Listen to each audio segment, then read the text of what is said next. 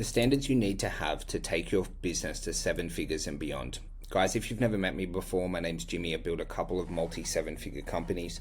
Now, I wrote down a couple of notes of what I wanted to talk to my team about today, and I wanted to share this with you guys publicly about standards, about growth, about how to manage team, because I know all the people in my network, you want to grow your business, you want to earn more money, and we have to have higher standards within our life and our business to be able to hit this. Now, when I'm kind of thinking about standards, what I'm always thinking about is how we define ourselves in our behavior. And a standard I always picked up a lot from sports. Is the standard that you turn up just on time for training, or do you turn up 10 minutes early? Is the standard that when you're doing sprints that you run all the way through to the finish line, or do you pull up 5 meters early and stop? Is the standard that, we clean the sheds after we train? All these different standards that I picked up from sports. And guys, I've been a part of some very, very, very successful sporting teams in my life, played like amateur sport, not professional, but like reasonably close. And I've also been a part of some, horrible teams, and a lot of it really comes down to standards. And we can learn a lot about sports and implement that into our own business. And so a way that we like to think about it, okay, is what is the very, very worst behavior that you tolerate in your business? And what I always kind of talk about with my team is, in my life and in your life as well, you have stuff that you just say about people, maybe behind their back, maybe in your head.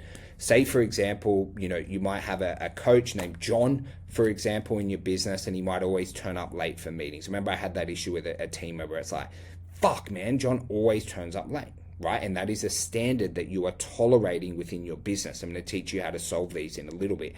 And you have a lot of these different things that are happening within your company. Now, you have really good standards, and every business has some bad standards as well. None of us are perfect. I know I'm not. I certainly know that you aren't either. But a really great quote, and I learned this recently off a guy named Patrick Bet-David, who I like, and I really, really like this, and I wanted to share it with my team, is you don't rise to your goals, you fall to your standards. And I'm sure he got that off someone else, because, when we think about it, in my company's goals, they mean nothing. We want to get this many clients, this many revenue, whatever it is, same in your business as well, is those goals are nothing. It's the standards, and what we do every single day is what is going to help us reach those goals and absolutely annihilate them. And guys, without clear standards, everything's going to become chaos, and that's going to become your default. Your team aren't going to perform at the high levels, and you will not reach your goals unless you have really high standards of yourself as a CEO and of your team as well. And your team just want clarity, okay? They don't want comfort. They don't want someone to be their best friend. They want to grow within their role. They want to work really hard, and they crave clarity of what they need to do to turn up. And the best way to think about it, everyone who's working in your business and mine, they will not work with us forever. Not going to happen, right? Chances are so low. And so what I always think about when we're holding standards, it goes a little bit to leadership. Just go, okay, cool. I've got Cleo who's worked with me now for 10 years. And Cleo, I know you might be watching this and listening to this. I hope you work with me for another 10. I love you. But there's going to be a time in life where Cleo isn't working with me for whatever reason. And what I always think about with clarity, but also leadership, is like, did Cleo's life become better because Jimmy was in it? Was I able to lead him? Was I able to hold him to higher standard? Was I able to improve him as an individual? And this is where these standards all tie into leadership. And guys, standards drive performance. If you have a team of really high standards, you're going to have amazing culture, and everyone is going to be incredibly consistent. So let's break down. I want to give you guys some action items of what you can do off the back of it, okay, of this training today. You need to have non-negotiables that everyone follows, right? Say turning up on time is a really big one. Is on time like what time we start work, or is it 10 minutes early? Have those standards and start to think about, if everyone in our team followed these standards, would our company be better? Say a standard would be we reply to all client communication within 24 hours, Monday to Friday. That is a standard. Maybe your standard's 1 hour. Whatever your company standards are, it's okay. And you're going to have 10, 20, 50, 100 of these within your business.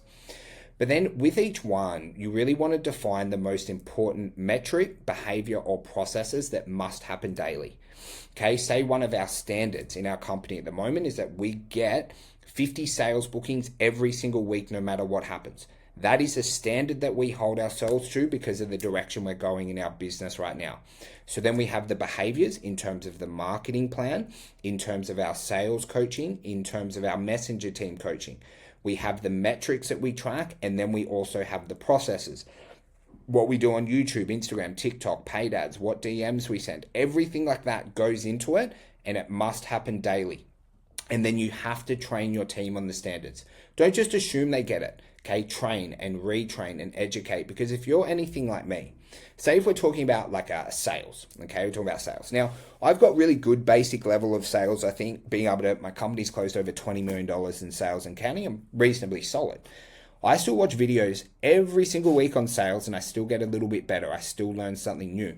And when you have these standards, right, same in your business, you want to continually train them, right? Continually upskill people on those standards and how to do a really amazing job, especially when we're talking about processes. Okay, but I want to go back, and I don't want you to forget about behaviors. What type of individual do you want to have in your company? Do you want an individual that works really hard, okay, turns up on time, does these really good things, or is it cool to like knock off early on a Friday? Whatever your standards are and whatever behaviors you want, you have to live them. And then also as well, you have to reinforce them to your team. And look, you just want to document everything. There's a book, everyone in my network work, I really, really want you to read at some time in your life, called Buy Back Your Time by Dan Martell. Has a really good system called the camcorder method, which helps you document things. You've got to reinforce them, and you talk about them every week.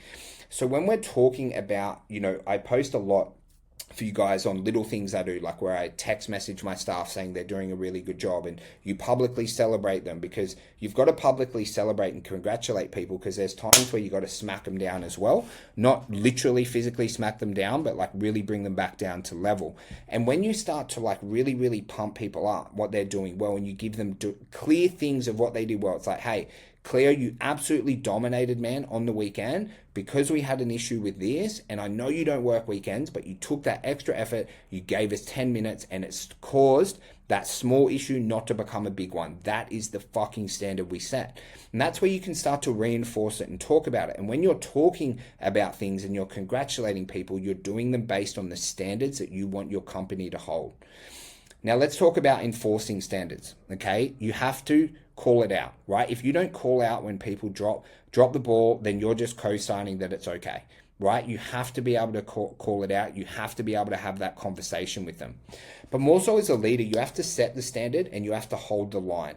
And there will be times where you're holding, right, your standards, and you have to not flinch. Say one where it's like turning up on time. I remember I had a conversation, I used to own gyms.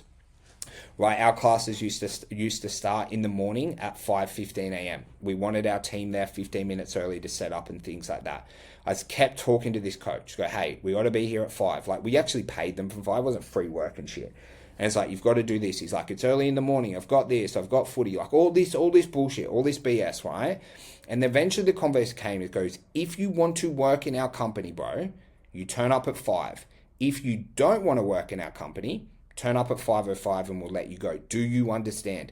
And that's where sometimes you have to not flinch to hold the standard and go, I don't care about all the bullshit in your life.